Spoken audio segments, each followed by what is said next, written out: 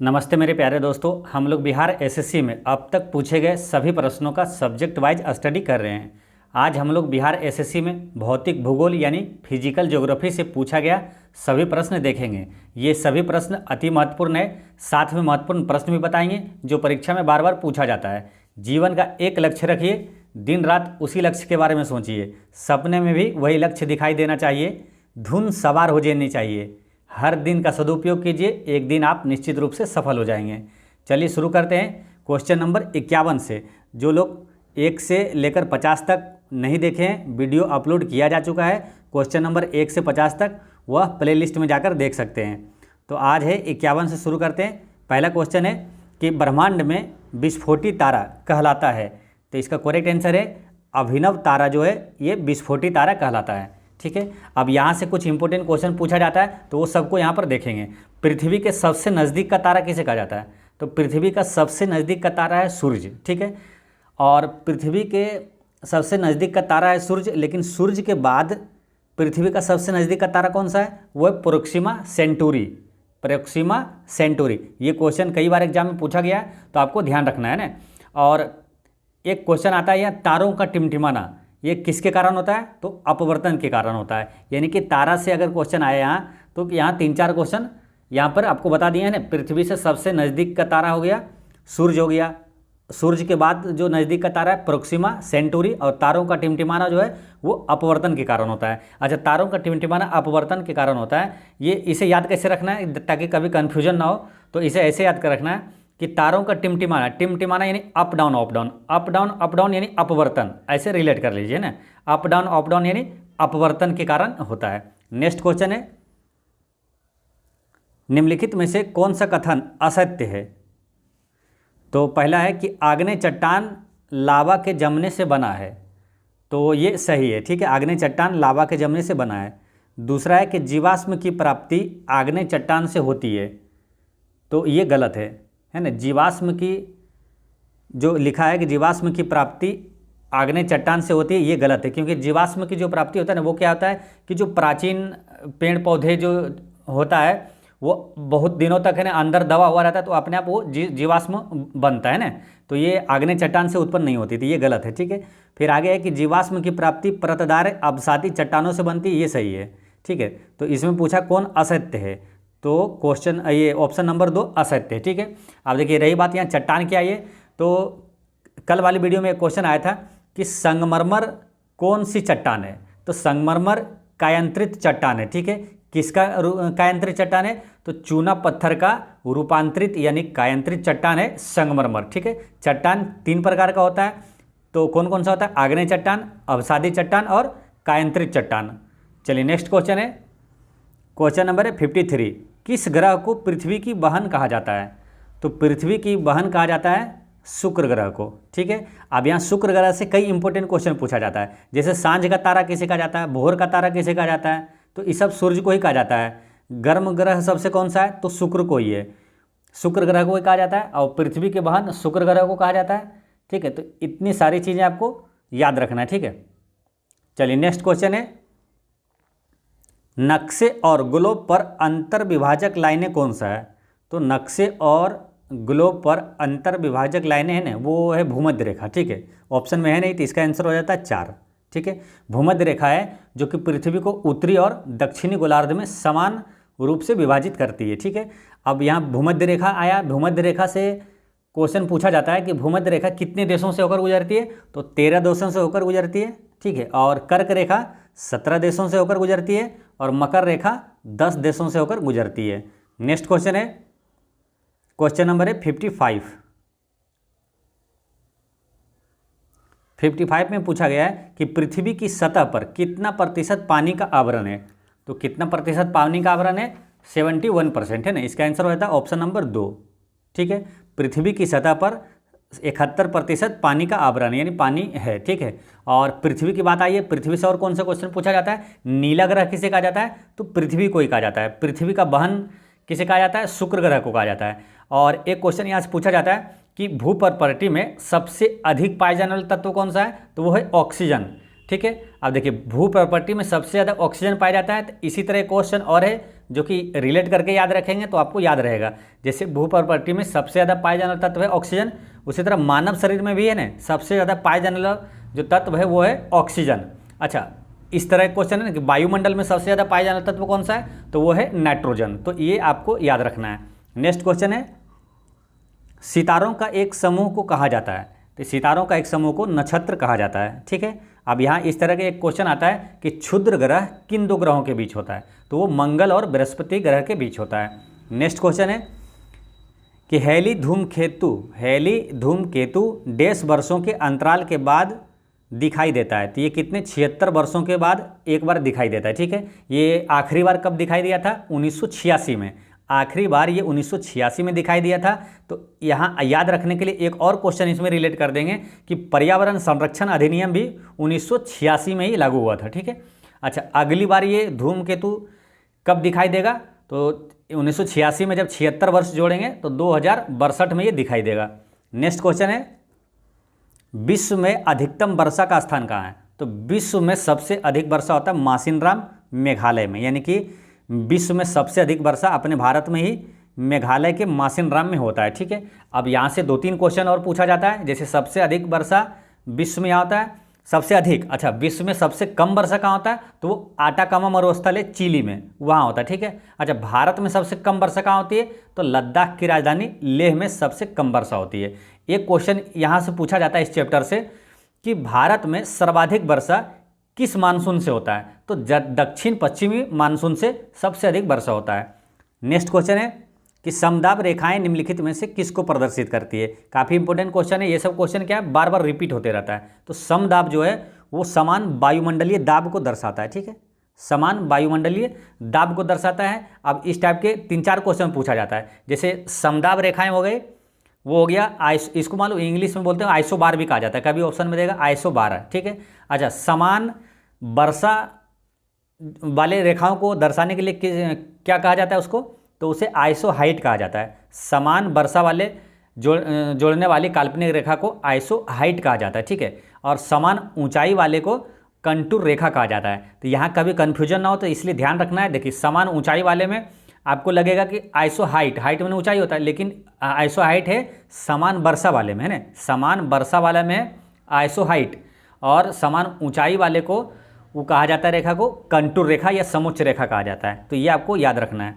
Next question है तारों का रंग निर्भर करता है, तो तारों का रंग उसके तापमान पर निर्भर करता है। ठीक है, इसका आंसर हो गया 1, तारों का रंग उसके तापमान पर निर्भर करता है। निम्नलिखित में से कौन बायोस्फीयर रिजर्व या सुरक्षित जैव मंडल नहीं है, तो इसमें मन्नार की खाड़ी जो है ये बायोस्फीयर रिजर्व है, नीलगिरी भी है, और सुंदरबन का जो है वो भी बायोस्फीयर रिजर्व है। ये काजीरंगा जो है ना ये जैव मंडल आरक्षित क्षेत्र नहीं है, तो इसका आंसर हो जाता है 4। ठीक है। अच्छा, भारत में कुल कितने जैव मंडल आरक्षित क्षेत्र है, तो 18 है। ठीक है, इसे याद ऐसे रिलेट कर लीजिए। पुरानों की संख्या कितनी है, 18 है, तो भारत में बायोस्फीयर रिजर्व भी कितना है, 18 है। नेक्स्ट क्वेश्चन है ज्वालामुखीय रिंग ऑफ फायर या घेरा किस महासागर से संबंधित है। ये ज्वालामुखी रिंग ऑफ फायर क्या मालूम, वहाँ क्या है विश्व में यानी संसार में सबसे अधिक ज्वालामुखी और भूकंप वहीं पे आता है, तो वो आता है मालूम, ये प्रशांत महासागर के चारों ओर आता है। तो इसका आंसर हो जाता है प्रशांत महासागर के जो चारों ओर को उसे ही कहा गया है ज्वालामुखी रिंग ऑफ फायर कहा गया। ठीक है, तो ये आपको याद रखना है। और प्रशांत महासागर से और कौन सा क्वेश्चन पूछा जाता है कि विश्व का सबसे बड़ा महासागर कौन सा है, तो प्रशांत महासागर ही है।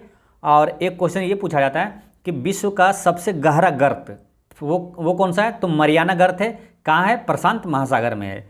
नेक्स्ट क्वेश्चन है क्वेश्चन नंबर 63, वायुमंडल में ट्रोपोस्फेयर के ऊपर कौन सी परत पाई जाती है, तो वायुमंडल में ट्रोपोस्फेयर के ऊपर जो होता है वो स्ट्रेटोस्फेयर कहा जाता है। दोस्तों, किसी भी कॉम्पिटिटिव एग्जाम की तैयारी करने का शानदार तरीका ये होता है कि जब भी आपके सामने कोई क्वेश्चन आए तो उससे रिलेटेड जितने भी इंपॉर्टेंट क्वेश्चन है जो कि एग्जाम में पूछा जाता है सबको एक साथ रिवीजन करना चाहिए। खास करके जो कन्फ्यूजन वाला हो वो भी एक साथ रिवीजन करना चाहिए। इससे क्या होता है, आपको बहुत सारी चीज़ें आसानी से याद हो जाता है और लंबे समय तक याद रहता है और कन्फ्यूजन भी एग्जाम में नहीं होता है। तो इसी तरह आपको पढ़ाई करना है, ठीक है। अब यहाँ ट्रोपोस्फेयर आया है और इसका आंसर हो गया स्ट्रेटोस्फेयर ट्रोपोस्फेयर के ऊपर होती है। इसका मतलब ये है कि सबसे जो निचला परत है ना वो ट्रोपोस्फेयर कहलाता है, ठीक है। वो क्षोभ मंडल जो है उसे ट्रोपोस्फेयर कहा जाता है। ट्रोपोस्फेयर के ऊपर है स्ट्रेटोस्फेयर, ठीक है, ये ध्यान रखना है। और ये वायुमंडल की बात हुई तो वायुमंडल ये क्या है ना 5 परतों में बांटा गया है। जैसे सबसे निचला परत कौन सा है, क्षोभ मंडल, ठीक है। उसके बाद है कौन सा, समताप मंडल। उसके बाद आता है मध्यमंडल, उसके बाद आयन मंडल और सबसे ऊपर है बहिर्मंडल, ठीक है। और यहाँ से क्वेश्चन ये पूछा जाता है कि मौसम की सारी घटनाएं किस मंडल में होता है, तो क्षोभ मंडल में होता है। वायुयान, एरोप्लेन ये सब जो चलता है किस मंडल में, समताप मंडल में। और जो रेडियो टीवी ये जो चलना संभव होता है वो किस मंडल के कारण, तो आयन मंडल के कारण होता है। तो ये ध्यान रखना है। और एक क्वेश्चन ये आता है कि कौन सी परत जो है वो पृथ्वी पर सूर्य से आने वाली खतरनाक पराबैंगनी विकिरण से हमें बचाता है, तो वो है ओजोन परत। तो ये भी आपको याद रखना है, ठीक है। तो इतने सारे क्वेश्चन आपको याद रखना है। नेक्स्ट क्वेश्चन है, निम्नलिखित में से सूर्योदय का सबसे पहले कहाँ होता है, तो सूर्योदय सबसे पहले होता है कहाँ, टोक्यो में ना, जापान की राजधानी है टोक्यो। और इसलिए होता है, इसे एक क्वेश्चन आता है ना कि उगते सूरज की भूमि कैसे कहा जाता है, तो जापान को कहा जाता है। अच्छा, डूबते सूरज के देश किसे कहा जाता है, तो नॉर्वे को कहा जाता है। और एक क्वेश्चन ये भी याद रखना है आपको कि किस भारतीय राज्य में, यानी मतलब भारत में किस राज्य में सबसे पहले सूर्योदय होता है, तो अरुणाचल प्रदेश में होता है। नेक्स्ट क्वेश्चन है कि भू अस्थिर उपग्रह किस दिशा में घूमता है, तो भू अस्थिर उपग्रह है ये पूरब से पश्चिम की ओर घूमता है, ठीक है। भू अस्थिर उपग्रह जो है ये पूरब से पश्चिम नहीं बल्कि पश्चिम से पूरब की ओर घूमता है। भू अस्थिर उपग्रह पश्चिम से पूरब की ओर घूमता है। अच्छा, यहाँ से क्वेश्चन ये आता है कि भू अस्थिर उपग्रह पृथ्वी से कितने ऊंचाई पर होता है। कई बार ये क्वेश्चन पूछा गया है ना। भू अस्थिर उपग्रह जो सैटेलाइट है वो जो उसकी ऊंचाई कितनी होती है, तो लगभग 36,000 किलोमीटर की ऊंचाई पर होता है, ठीक है। एक क्वेश्चन ये आ गया। और एक क्वेश्चन ये पूछा जाता है कि उपग्रह जो है वो पृथ्वी की परिक्रमा कितने समय में कर लेता है, तो वो 24 घंटे में करता है। ये आपको याद रखना है। नेक्स्ट क्वेश्चन है, भारतीय मानक समय ग्रीनविच माध्य समय से कितना आगे है। काफ़ी इंपॉर्टेंट क्वेश्चन है। तो ये क्वेश्चन कई बार एग्जाम में रिपीट होता है ना। तो भारत का मानक समय जो है ये ग्रीनविच मीन टाइम से 5.5 घंटा आगे है, ठीक है। अच्छा, भारत का मानक समय जो है वो है कितना, तो 82.5 डिग्री है पूर्वी देशांतर, ठीक है।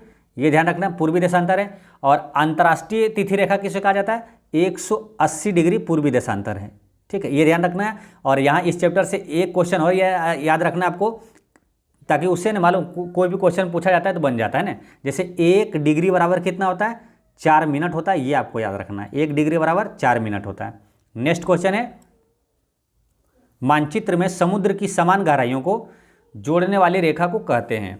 तो समान गहराई जो है उसको जोड़ने वाली रेखा क्या कहलाता है, आइसोबाथ कहलाता है, ठीक है। आइसोबाथ यहाँ है ना।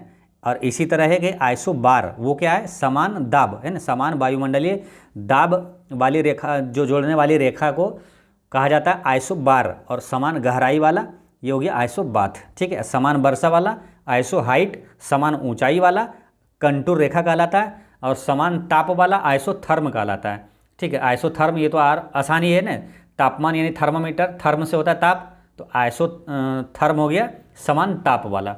नेक्स्ट क्वेश्चन है कि यह एक ठंडी और शुष्क वायु है। तो ठंडी और शुष्क वायु है बोरा। ये क्या ठंडी और शुष्क वायु है। अच्छा, हरिकेन से भी क्वेश्चन पूछा जाता है। मान लो हरिकेन क्या है, तो हरिकेन एक उष्णकटिबंधीय चक्रवात है जो कि उत्तरी अमेरिका और कैरेबियन आइलैंड में आने वाले तूफान को हरिकेन कहा जाता है। नेक्स्ट क्वेश्चन है कि नदी का एक उथला विस्तार जो पैदल या गाड़ी से पार किया जा सके वो क्या कहलाता है, तो वो कहलाता है फ्योर्ड, है ना। नदी का उथला विस्तार जो पैदल या गाड़ी से पार किया जा सके वो फ्योर्ड कहलाता है। नेक्स्ट क्वेश्चन है कि उत्तरी गोलार्ध में सबसे लंबी रात्रि कब होती है, तो उत्तरी गोलार्ध में सबसे लंबी रात्रि होती है 22 दिसंबर को, ठीक है। अब यहाँ से 2-3 इंपॉर्टेंट क्वेश्चन पूछा जाता है। पहले तो ये ध्यान रख लीजिए कि जब सबसे लंबी रात्रि होगी ना, सबसे लंबा रात होगा यानी कि सबसे छोटा दिन हो जाएगा 22 दिसंबर को ही। सबसे लंबी रात्रि लंबी होगी तो दिन छोटा हो जाएगा, है ना, 22 दिसंबर को ही उत्तरी गोलार्ध में। अब एक क्वेश्चन ये पूछा जाता है कि उत्तरी गोलार्ध में सबसे लंबा दिन कब होता है, तो वो होता है 21 जून को। ये काफ़ी इंपॉर्टेंट है, ये ज़्यादा पूछा जाता है, ठीक है। सबसे लंबा दिन, क्योंकि ये ना इसी दिन से लंबा होने के कारण उत्तरी गोलार्ध में 21 जून को अंतर्राष्ट्रीय योगा दिवस इसी दिन को तय किया गया, ठीक है। अंतर्राष्ट्रीय योग दिवस कब मनाया जाता है, 21 जून को ही मनाया जाता है। तो सबसे लंबा दिन हुआ 21 जून को, यानी कि सबसे छोटा रात्रि हो गया 21 जून को। तो ये ऐसे आपको याद रख लेना है। नेक्स्ट क्वेश्चन है 71।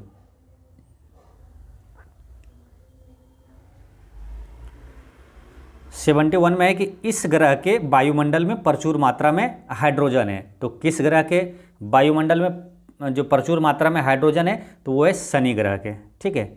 अब शनि ग्रह से एक क्वेश्चन आपको याद रखना है कि सबसे ज़्यादा उपग्रह वाला ग्रह कौन सा है, तो वो शनि ग्रह ही है। अभी कितना, शनि के पास कितना उपग्रह है, 145 है। फिर दूसरे नंबर पर है बृहस्पति, जिसके पास 95 उपग्रह है। तो ये आपको याद रखना है। नेक्स्ट क्वेश्चन है कि पृथ्वी की सतह का कितना प्रतिशत सागरों से ढका है, तो इसका करेक्ट आंसर है 70%। देखिए पीछे क्वेश्चन क्या आता है कि पृथ्वी पर कितना पानी की मात्रा है, पानी कितना है, तो 71%, यानी 70-71 के आसपास रहता है। वही चीज़ यहाँ भी है, कितना प्रतिशत सागरों से ढका है, तो 70% सागरों से ढका है। नेक्स्ट क्वेश्चन है कि यह एक गर्म धारा है, तो यह एक गर्म धारा है, तो इसमें गर्म धारा कौन सा है, गल्फ स्ट्रीम जो है ये गर्म धारा है ना। गल्फ स्ट्रीम जो है ये उत्तरी अटलांटिक महासागर की गर्म जलधारा है। नेक्स्ट क्वेश्चन है किस देश में सर्वाधिक टाइम जोन है, तो सबसे ज़्यादा टाइम जोन है मालूम कहाँ, फ्रांस में। फ्रांस में कितना टाइम जोन है, 12 है। जबकि भारत में कितना टाइम जोन है, तो भारत में मात्र एक ही टाइम जोन है। तो ये आपको याद रखना है, ठीक है। अच्छा, ये फ्रांस आई है यहाँ, तो फ्रांस की राजधानी कहाँ है, पेरिस, ठीक है। फ्रांस की मुद्रा क्या है, यूरो। और फ्रांस से एक क्वेश्चन और याद रखना है करंट अफेयर में कि जो ओलंपिक 2024 कहाँ होगा, तो फ्रांस के पेरिस में ही होगा। नेक्स्ट क्वेश्चन है कि सुमात्रा द्वीप इसमें है, यानी कि सुमात्रा द्वीप है वो किस महासागर में है, तो सुमात्रा द्वीप है हिंद महासागर में, ठीक है। और एक क्वेश्चन आता है कि सुंडा द्वीप जो है वो किस महासागर में, तो वो भी हिंद महासागर में है। और एक क्वेश्चन ये पूछा जाता है कि हिंद महासागर का सबसे बड़ा द्वीप कौन सा है, तो वो मेडागास्कर है। नेक्स्ट क्वेश्चन है बादल के कण धीरे धीरे आकाश से पृथ्वी पर आते हैं, तो ऐसा क्यों होता है, तो बादल के कण धीरे धीरे आकाश से पृथ्वी पर आते हैं वायु के चिपचिपाहट के कारण होता है, ठीक है। अब यहाँ से एक क्वेश्चन ऐसे पूछा जाता है कि बादल जो है ना वायुमंडल में तैरता है, इसका कारण क्या है, तो इसका कारण ये होता है कि बादल का घनत्व हवा से कम होता है। नेक्स्ट क्वेश्चन है निम्न में से किस क्षेत्र को डोल्ड्रम्स की बेल्ट कहा जाता है, तो डोल्ड्रम्स का बेल्ट है ना, ये कहा जाता है भूमध्य रेखा जो है इसके पास का क्षेत्र जो है वो डोल्ड्रम कहलाता है, ठीक है। ये ध्यान रखना है। अब भूमध्य रेखा से क्या है, भूमध्य रेखा जो क्या है, पूरा पृथ्वी का बीच की रेखा है जो कि उत्तरी और दक्षिणी गोलार्ध को दो समान भागों में बांटता है। नेक्स्ट क्वेश्चन है ब्लॉक माउंटेन का उदाहरण कौन सा है, तो ब्लॉक माउंटेन का उदाहरण है ये काला जंगल है ना, ब्लैक फॉरेस्ट, ठीक है। और ब्लॉक माउंटेन का कुछ और उदाहरण आपको याद रखना है ताकि अभी कभी पूछे तो आप टिक कर सकते हैं ना। जैसे एक ब्लैक फॉरेस्ट हो गया, और एक है वासाज रेंज, एक है सियरा नेवादा, और पाकिस्तान का सॉल्ट रेंज। ये सब क्या है, ब्लॉक पर्वत का उदाहरण है। नेक्स्ट क्वेश्चन है 79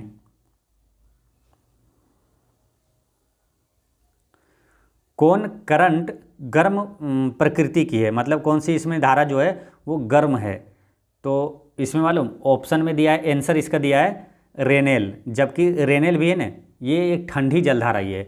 बाकी जो बेंगुएला, केनरी और फॉकलैंड ये क्या है, ये अटलांटिक महासागर की ठंडी जलधारा है, ठीक है।